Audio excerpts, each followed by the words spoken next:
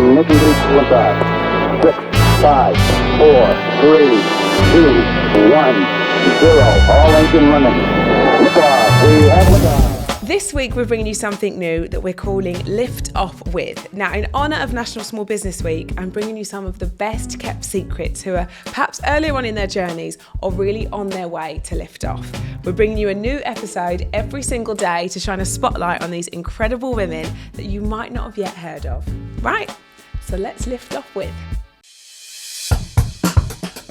Today, we're joined by Tinuke and Clo, founders of 5 Times More, the groundbreaking campaign committed to changing Black maternal health outcomes in the UK. Now, what began as 2 mothers sharing their personal experiences has grown into a national movement. From grassroots campaigning to petitioning at Parliament, Tinuke and Clo have turned their lived experiences into powerful action. So let's find out why they're ladies who launch. Right, before we get into it, if you like this episode, which I know you're going to, please don't forget to like and subscribe and to share it to your group chat. Well, thank you so much for being here. I've not seen you girls in what feels like an age. We check in and we're like, I've seen you do this. And we send what Tinuke would call podcast voice note. She's like, sorry, I've sent you a podcast voice note. I love it. But so good to see you. And I'm so pleased to have you on. Should we start by introducing you both and what it is you do? Okay. Do you want to go? Yes, so I'm Clo. And I'm Tinuke. Yes, you are. We're the co-founders of an organisation called 5 Times More, which is a women's health organisation that specialises in Black maternal health. Sorry, we do this tag team. Yeah, always. It's actually taking me back to my girl band days and I enjoy it. you kind of start the sentence, the other one finishes it and then you're in unison. That's how it goes, it works. I got to know you, how many years ago would we say that was? About 4. About 4 years ago. Yeah, it must be. Yeah, my daughter was 1. Yes. Yeah. Oh my gosh. 2020 was it? Mm-hmm. 21. 1, yes. Yes. So, and I think we'd sort of had pre-conversations in 2020 because that was when the Stark figure was kind of released into the media. Mm. And that's when you guys were pretty much born. And the Stark figure I'm talking about is that Black and brown women were 5 times more likely to die in and around childbirth than their white female counterparts. Mm. So let's talk about that figure, what that meant to you and why 5 times more was then born. I didn't have a great time with my first birth with my son. I had preeclampsia that wasn't diagnosed and a whole host of other issues, but it wasn't till quite later on in my pregnancy that they found that I had preeclampsia. And I remember the midwife taking one look at me and she was in shock. She was like, go straight to the hospital. And where I was induced, and I just had a terrible time. And at the time I was running an organisation called Mums in Tea. And, you know, it's like a mother's meeting, get out the house, make a mummy friend. That's how I stalked this one on social media. I slid into her DMs, as she likes to say. She did. We all like that. Yeah. Asked me to come to her house and I came. Oh, stop, here we go. It's a good friend. How to make friends. Listen, you need to do what you need to do. But yeah, at the time I was hearing a lot of Black mothers' experiences of giving birth. Right. And, you know, coupled with my own, coupled with actually even asking my mum, you know, like, Mum, what was it like? What was your experience? Yeah, what was your experience like giving birth to us as, you know, a Black Nigerian woman in the UK? And she burst into tears, you know, like my strong Nigerian mum, you know, tough woman. And I was like, right, we have to do something about it. Mm. And that something was just supposed to be a one-off event. It literally was not supposed to be what it is now. Literally, it was one event we planned to do together. I reached out to her because she was working in maternity at the time. Right. And I was like, I've got the big mouth. You've got the professional experience. You've got the experience. Yeah. Why don't we just, you know, do something to raise awareness? But I guess God had other plans.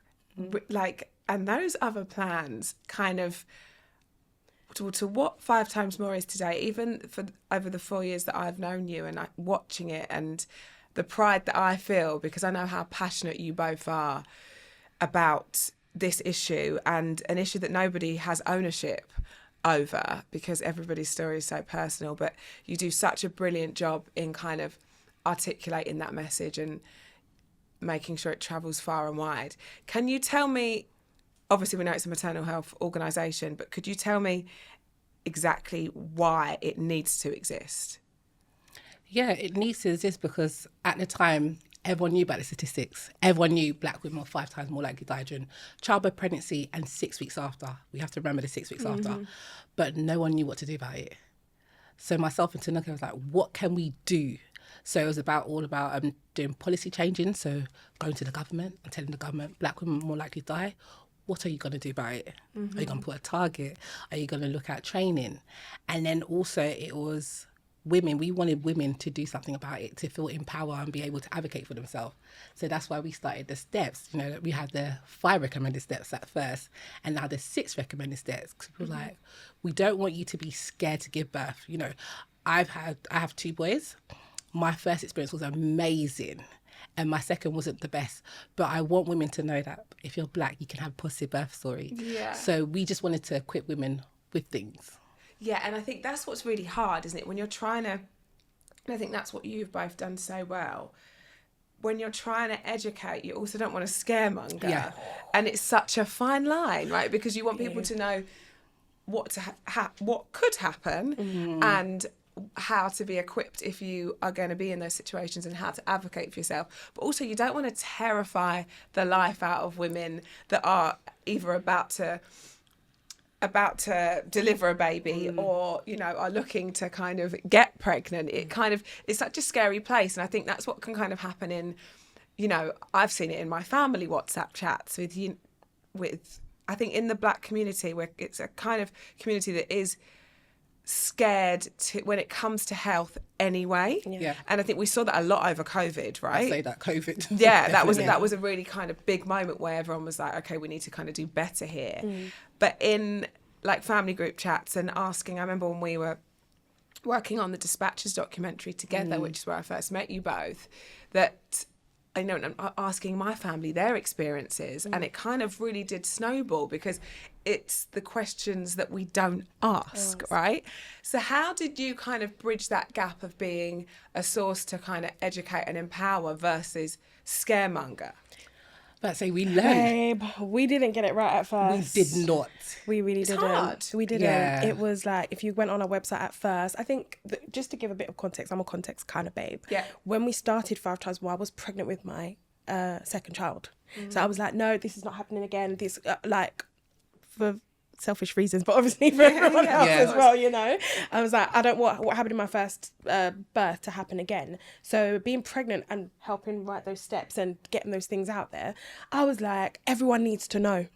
And I don't care how it, I don't care what the message is, just get it out there. Make it travel far and wide. Right? And it was big, black, scary, capital letters. Like, our website was like really scary to go on. first And we thing you got saw was feedback. that. Black women And are likely to die. and that's almost you looking back now. cringe. With hindsight is a wonderful thing, isn't it? That Yeah. you're kind of like, actually, maybe the messaging was too bold. Way too bold. Too bold. Way too bold. But we were just like, we want to shout it from the rooftops. But obviously we don't know about branding, marketing. I've got a HR background. She's got a business background. Like, we didn't really know much about Right. like branding and using the softer colours and like saying it in a way that It's kind of is welcoming. welcoming. Yeah. We're not trying to scare you. We know that this is a thing, but we also, here are some resources and things that you can do so it doesn't happen. We didn't get that right at first. Yeah, and do you know what? It's kind of the way that you start. It's not.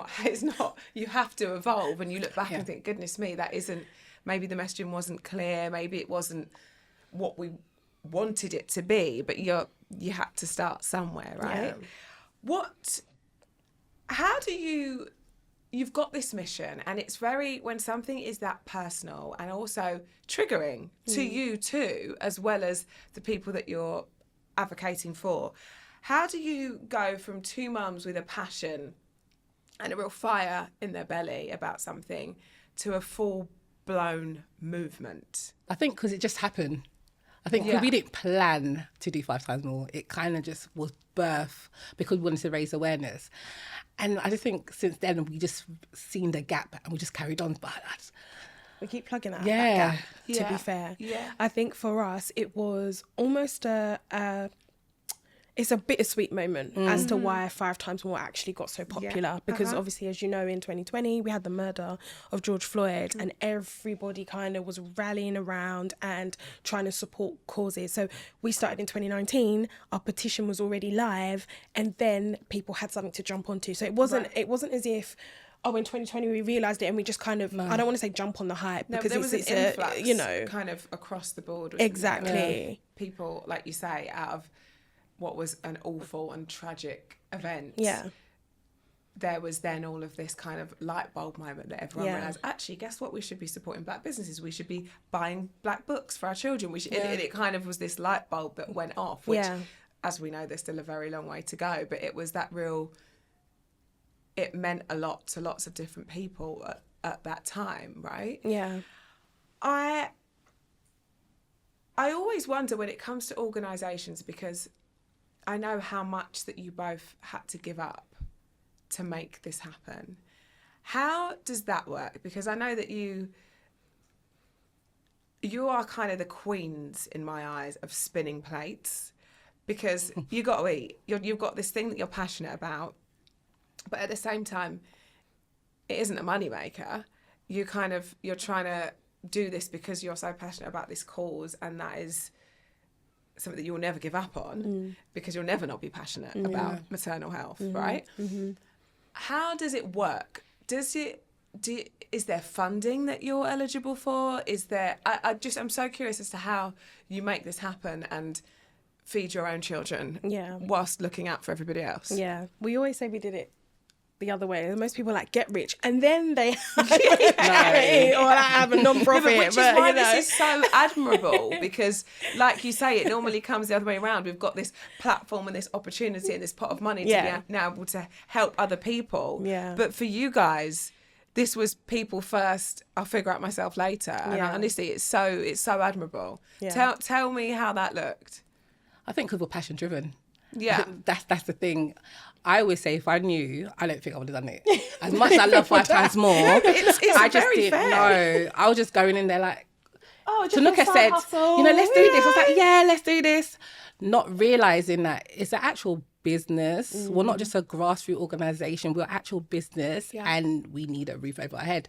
So we do rely heavily on funding and donations. Like people like yourself, I don't think anyone knows that when you did disparities, you actually gave us your fees, which was nice. Because it's never something that I would want to declare. It's like, guys, I'm doing this for, and it's so far. I remember there was quite an influx of a lot of when it come to me hosting that documentary. We won't go down that rabbit hole, but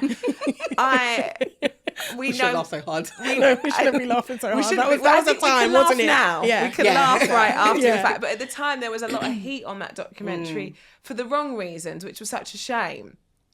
But you never want to stand there and be like, actually, guys, I'm doing this, and I'm not. This is. People thought that I was doing it to make money, and there was a lot of hate, like, you're rich enough, give the show to somebody, and I'm like, I'm not making a penny. This is that's why we didn't say anything. For the greater good, and and we've seen lots of people do that with you. Mo gave his Mo Gilligan. We're talking about when he hosted the Brits. His fee went to you guys, and that was nice. And I love that, and that's what this is all about. There's no point having a platform if you can't use it in the right way. Yeah. But how does it? So you do rely heavily on that. So how does that look for you guys? Because I imagine when there are moments that you're seen, and there are moments like the Brits, right? And there are moments like the documentary where the fee goes to you guys, and then that puts more eyes on it too, because then Mo made that statement. I remember seeing it thinking, yes, I've loved that. I've seen that for my girls.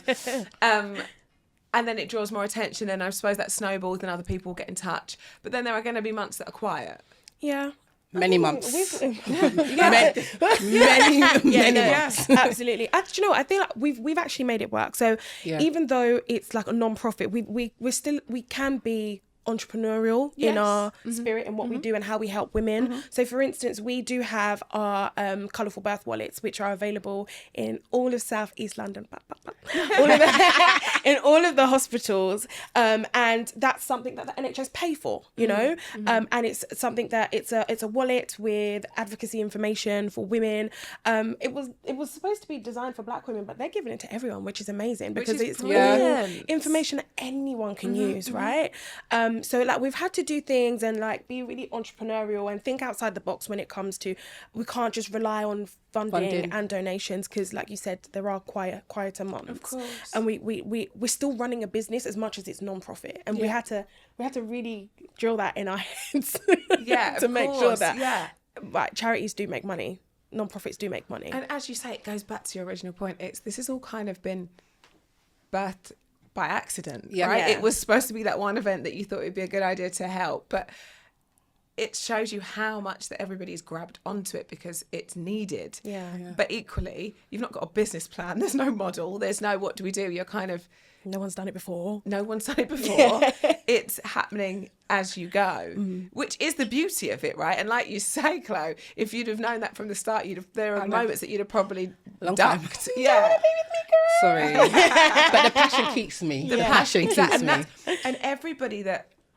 when I'm having these conversations, and actually you're kind of the first organisation that we've spoken to, but the entrepreneurial spirit is, as much as the passion is what keeps you, and those things are so intertwined, and every big guest from Emma Greed to Joe Malone to those names, the thing that keeps that fire going is the passion, because without that, the days are hard. Like you said, if you could have looked at the future and the times that you're like, well, we can't now afford to do this, and this man now means this isn't gonna happen. If you'd have seen that up front, would you have stayed, right? But the fire and the greater good and the reason that you kind of are living and breathing this is what keeps you here. Without that, you wouldn't be in. No. Right? No.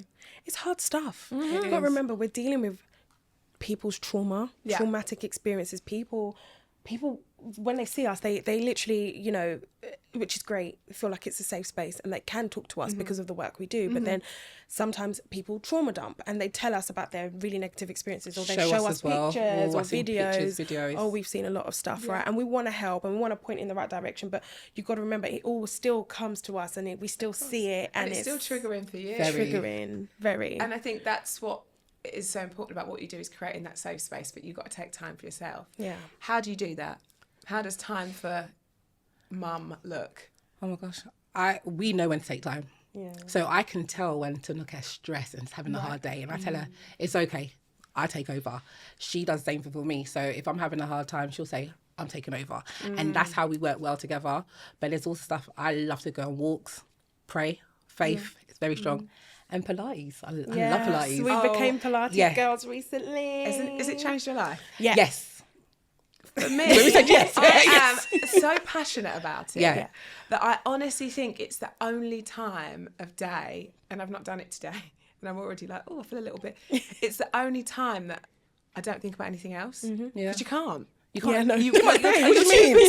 You're trying to get to the right position. They do say that you're so in your body that you're out of your mind. And I think that to me is the importance of, like, and like you say, that can be walking, however that looks for you, but finding that time for yourself is so important, particularly when your role is actually lifting everyone else up all day. So you can't be lifting and pour out of an empty glass, right?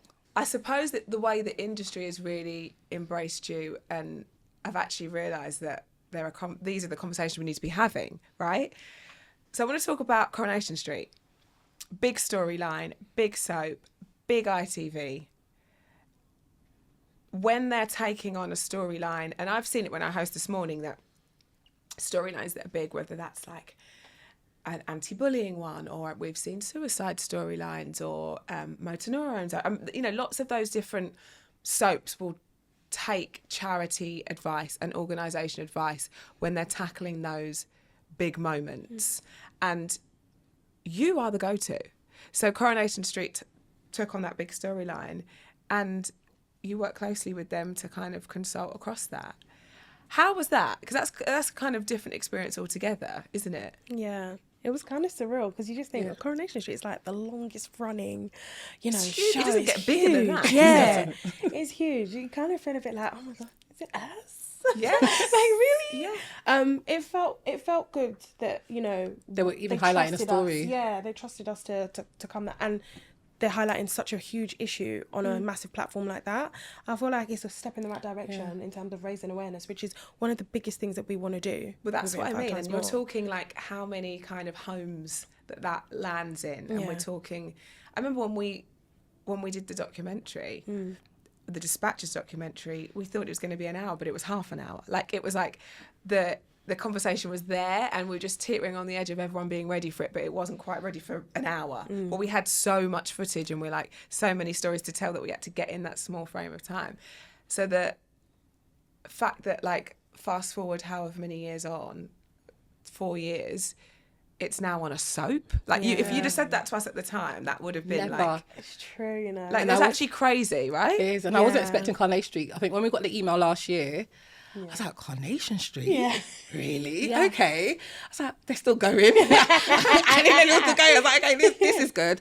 So having to consult them, there was us and 2 other organisations, Birthright and Motivational Mum Club. They're amazing as well, especially Motivational Mum Club. She's amazing.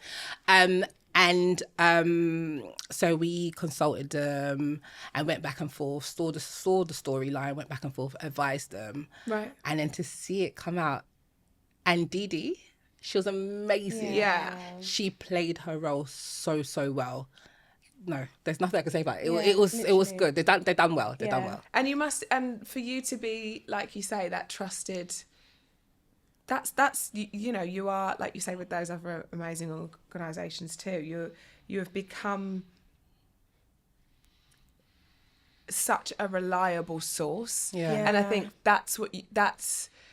I suppose that's the goal, right? To advise women in the right way, but to become, I suppose that's a little bit of a moment that you think, okay, we're getting there. Yeah. And it's a bit of a kind of milestone, if Yeah. that makes sense. Definitely. It's random that you say that, actually. Somebody tagged us in a post.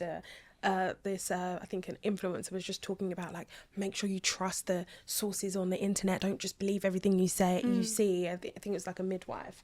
And then someone was like, well, some trusted resources are 5 times more. And I was like, yes, girl, Yes, go. of course, of But course. seeing that, it's like, oh my God, that, like, obviously we know how we see ourselves, but to see how other people see us, and they see us as the go-to, the trusted resources, and they're highlighting it to others and sharing it with others, that's like, oh my God, this is actually Yes. what we wanted, you know? And that's what you Yeah. need when you're dealing with women in a vulnerable time, is Yeah. trust. That's how you want to trust. feel with your midwife, you know. And we talk about the maternal health care. That is, whatever race your midwife is, when she comes into you, you want that trust and you want that attention, right? And that's what it comes down to. And that's what you were doing so well. I want to talk about the live TED Talk.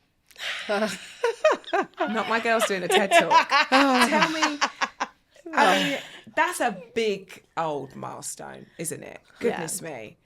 Let's talk about that, how it come about and how you felt in that moment. TED Talk nearly took me out, man. Yeah, nearly took- If I tell you. Oh, gosh. How it came back? We actually got email. So I didn't know people were supposed to apply for TED Talk. We got emailed and asked, do you want to do TED Talk?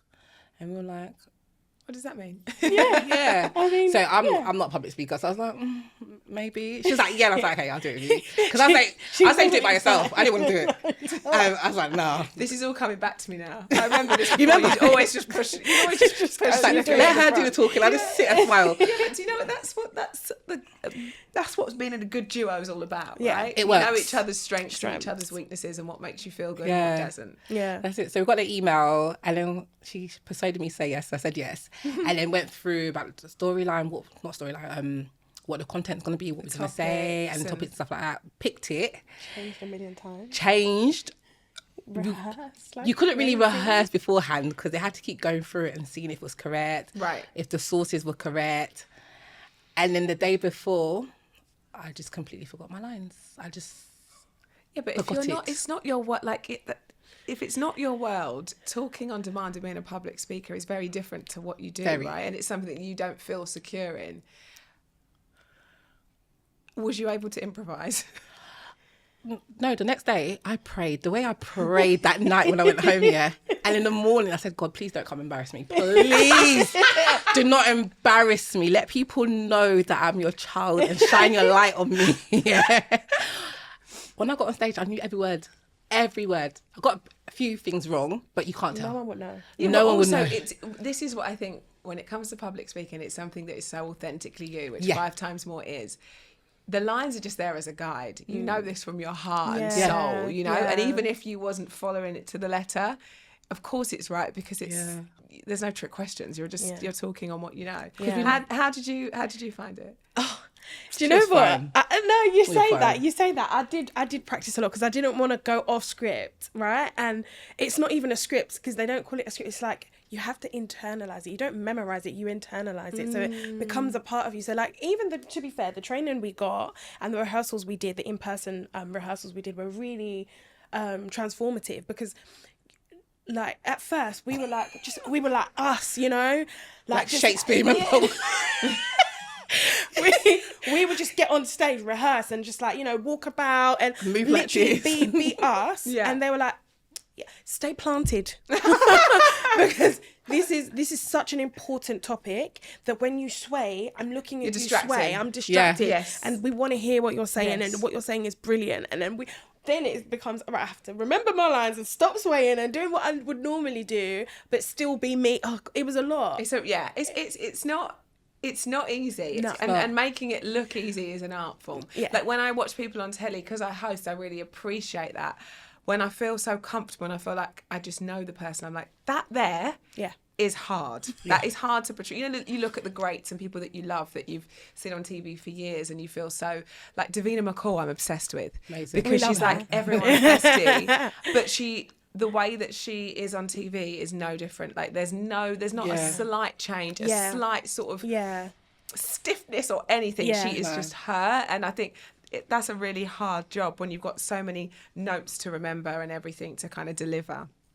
It's hard to be as smooth as she is. So we love you, Davina. Shout out to Davina. We do. And she's the most supportive, isn't she? She's very supportive of what we do. Yeah, she is. I want to, before we get on to setting the table, which is my favourite part of this, I want to talk about, I think we should remind people of the steps, that there used to be 5 steps and now there's 6.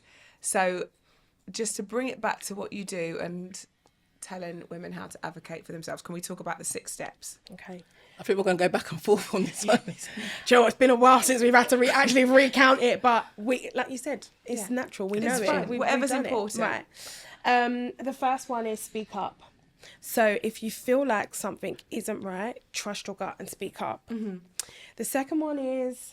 I'm not going to go in order. Okay. The one that we added last was document everything. It's gone all the way to the bottom. Now we have to go in between. Was document everything. Right. If the doctor prescribes you something, doesn't prescribe you something, make sure it's documented and make sure you keep a documentation for yourself, their names. Just make sure everything's written down. Yes. Just in case you need to refer back to it. Yeah. Find an advocate. So make sure you have somebody who is not like my husband was in the first time, where he's just like going along with whatever the doctor says, not advocating, didn't know my birth plan, wasn't quite fully ready. Yeah.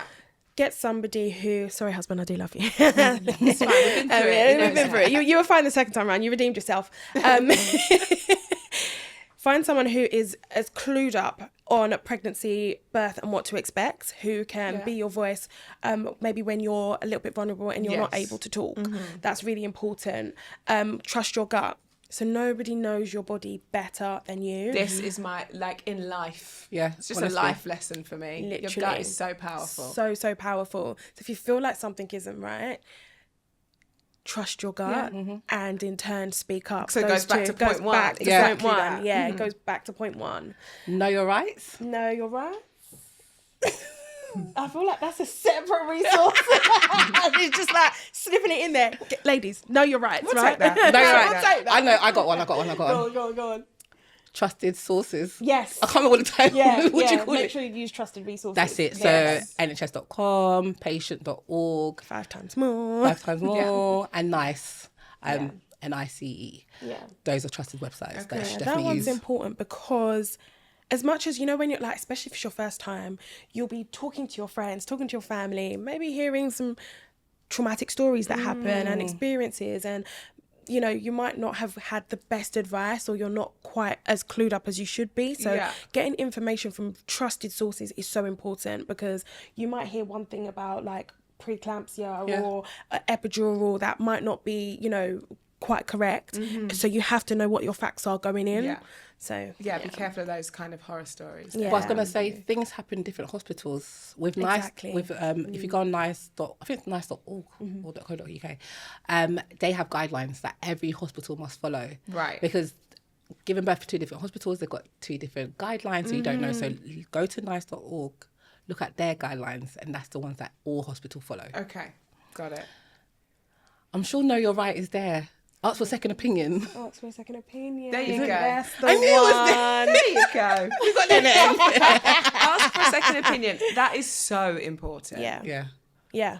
A lot of people don't know you can.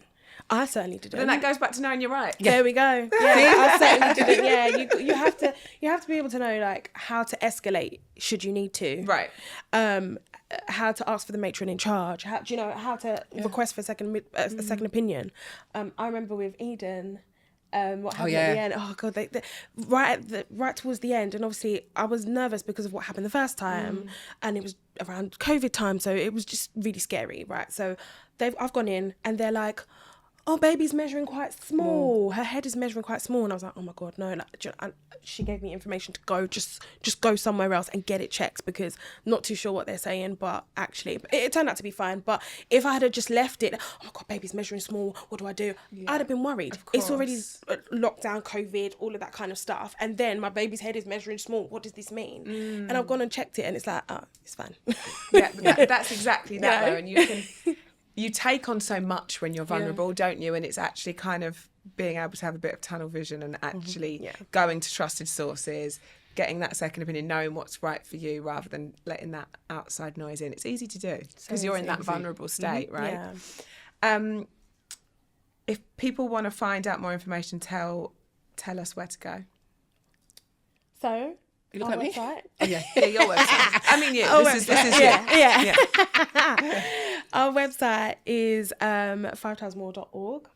We've got some really good resources on there. We've got our app. We launched an app not too long ago. Last year, yeah. So if you're pregnant and you're looking for resources, videos from, again, health professionals, trusted sources, it's all on there. Community, so you can speak to other mums who are pregnant or just had their baby. I was going to add also, if you're thinking about having a baby, you can go on the app, use the app. It's a good one, that one. We've worked really hard Girls, on that. you have an app. We have an app. Like, this is huge. I think we forget that we have an app. Oh, right? You wait until the end to tell me you've got an app.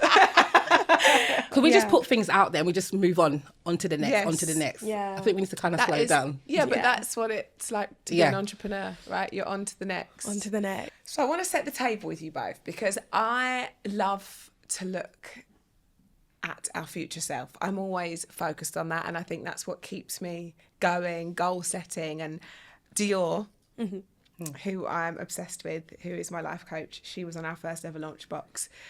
We spoke about designing your future self, and it's been I had so many people engaged with it. So I thought we would do this for Small Business Week. I want to know how you would set the table for yourself tomorrow. So if we were to come back in a year's time and do this, how would that look? And that's as individuals, and that's also for 5 times more. For 5 times more, this is going to sound counterproductive. Right. I don't want us to exist. No, it doesn't sound counterproductive. I know exactly what you mean. We exist because there's a disparity, let's be honest. And we hope that the work that we do actually resonates and helps to drive that gap and close that gap. We don't want to do the work we do. Like, as much as it's great and we're helping people, we just want it to be no times more, you know? We don't want women dying. We don't want women having bad experiences. So I guess for the future of 5 times more, it literally is to run ourselves out of business, because that means things are brilliant. That's the perfect answer. Genuinely it is, because it's so funny. We do these episodes and, people talk about the future and what plans they've got, but that is the plan is for there to be no 5 times more, and you'll have created this incredible legacy as Clo and Tinuke, but not to have it exist is the goal, which is the irony of this, because normally it's like, well, I hope we're here and we're taking the world by storm, but no, actually the plan is that we don't exist. Yeah, we want women everywhere to have better births, safer births, and that's the goal. I mean, that is... I don't know what else we say can more. say. Episode's done. That is the mic drop. That is the mic drop moment. And for you guys as individuals, because you, as I said, you're spinning so many plates. I always think, like, if you like dig into yourself, how do you want to feel when you walk into a room? I think that's really important. And I've spoke to other guests that have said sometimes they get a little bit of imposter syndrome, and I'd like to walk into a room and feel a little bit more secure. But for you as individuals, what does your future self look like? You can go first. My future self, it's a good one. My future self, I feel like I'm quite confident. You are. As You it are. is. Not quite. I'm quite confident, not quite that chatty. But it would be to just maybe use these more than that. Okay, that's fair. You know? Yeah. I do you think I'm a good listener? No, I interrupt too much. You are a good listener. She said, do you think I'm a good listener whilst answering her own Yeah, question? literally. No, I interrupt. Well, interrupting. I would like to, you know, my mum always says, you've got 2 ears for a reason and 1 mouth for a reason. You listen more. That's really clever. I'm going to use that on my kids. Yeah. Listen more than you speak. And for me, for my future self, just like my husband always says, baby, you're not aware of your surroundings. Read the room, talk a little bit less, just take it in. And there we go. By the way, I find that the most endearing thing about you, that you're just there. But I know what you mean. For yourself, sometimes you'll go in too quickly when actually you should have just sort of stepped back a little bit. I get that. I have a bit of that, so I get it. How about you, Clo? I was going to say opposite to what you said. Be more like you. Right. Yeah, but this is why you're the yin and yang for each other. That's it, This is why it works so incredibly well. Yeah. I don't really know, because I like to blend into the furniture and analyse and just look. She's taking it all in. I just take it in and smile and be like, Lord, okay. I think mine will have to be more family life. I want to be more present for my kids. That's my thing. My kids do different activities, and instead of watching them, so my son does tennis, I'm inside a cafe on my laptop, but I'm not watching him play. So maybe be more present at their activities game. And when my son plays football, I'm in the car, I can't stand football, don't know what's going on. And I just sit in the car while he's playing football. So maybe be more present. I'm there, but actually be there. I can echo that with you. That is the hard thing about trying to make everything work. That I'm the one that's like at tennis, like really good, sweetie, and like watching it, and then like I've missed the moment, and I'm like, Mummy, did you? Yeah, I did. And you're like, oh, they're only going to be little for a small period of time, and that you want to be hands-on, but you also want to build a life that they're going to be proud of and fortunate to experience. So it's kind of that. I feel like everybody has that push and pull. That mum guilt, I think, is always hovers in the background, unless you're Emma Greed, who I'm obsessed with, that she says, I never have it. I don't have mum guilt. I don't believe in it. And because I'm aware of what I'm doing, and I'm doing it for my kids, and they're really aware of that, which that's the future self that I want for myself. You know, I'm getting there, and I'm getting a lot better, but I want to be present for my kids. And I am. When I'm there, I'm theirs and I'm with them. But there's just those moments, like you say, that you're trying to get everything all done in one day, that you're at the sport, on the laptop, on the phone. And that I would like to delve down a bit. I don't know if I call it mum guilt, because this is going to sound so bad. No. I actually don't want to watch him play football. So I'd rather be on my laptop. Love it. So I wish I wanted to. I don't care for football. It's cold. I want to be in my car. So that's the issue. The issue is that you want to be present. Because I want to be there. Right. Okay. So it's like, okay. So you got to flip it in your mind that like, I love football now because my son loves it. I love football. I love tennis, and great job. That is probably the realest thing anyone's ever said, and I'm so here for it. Right, I want to find out, because I ask every guest across every episode. I'm so nosy. I like to know how everybody spends their lunch hour. Okay, that's a good one. Okay. Where are you together? Where are you? How does it look? What are you eating? What's your go-to? Yeah, how do you do lunch? It depends. It depends. So if we are together in the office, it's Chinese. It's Chinese. Yeah, Chinese. We have a wicked Chinese next to our office. Okay, Yeah. what are you ordering? Prawn and vegetable. Just Prawn and get that, vegetable what? That's it. What, one prawn and... No. loads King of prawn. prawns. One prawn and one give me some carrot. details. What is it? Like a prawn and a carrot? Yeah. It's mixed vegetable. That's literally it. That's what it's called? Yeah, Mixed prawns with vegetable mixed vegetable. And she'll nick some of my rice. And I'll take some of her rice. Oh, okay, fine. Okay, got it. Like a stir-fry vibe? Or no? No, it's very watery, isn't it? It is. It's like a soup, but it's not a It's soup. soup, but it's not soup. Yeah, literally. And then I take some of her rice because Because I won't finish my food. and it's cheaper that way as well. Listen, waste not, want not. Waste not, want not. That's what they say. Okay, then Chinese for lunch. That is a Chinese. good And you get That house is- I mean, special. I get house special, yeah. It's quite heavy, Right. but it just gets us through what we need to get through, and then Well, it does we'll feel, that worry feels about like it. a good treat at It lunchtime. is. It And is. then if we're working outside of our office, we get a garden breakfast and you get a full English breakfast. Yeah. Oh Yeah. my God, this So is we only eat in the great. morning. If we're working outside the office, we'll eat in the morning Yeah. and not have lunch. So first thing in the Oh. morning, we'll meet each other, have Have a good breakfast, breakfast, debrief, massive, and then work. just work.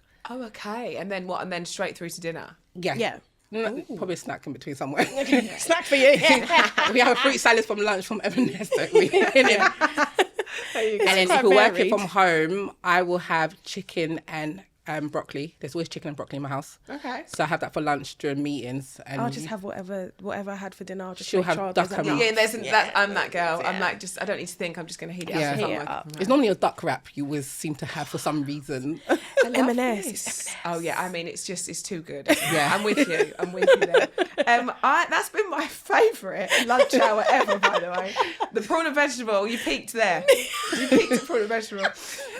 Girls, I've loved this. I've loved talking to you. What you do is so selfless, and I don't think you're aware of that. And of course, you're both entrepreneurs and you're both making it work, but actually for everybody else as well as you, and to do something that also does trigger you daily. I admire you so much, and you know how I feel about you. So thank you. And I'm excited for the future. I'm excited for the future for you. I'm excited for the future of 5 times more, because in the best way possible, we hope it doesn't exist. Yeah. Yes. Thank you, girls. Thank you for having us. Thank you. Yeah. Clap, clap, clap, clap, clap.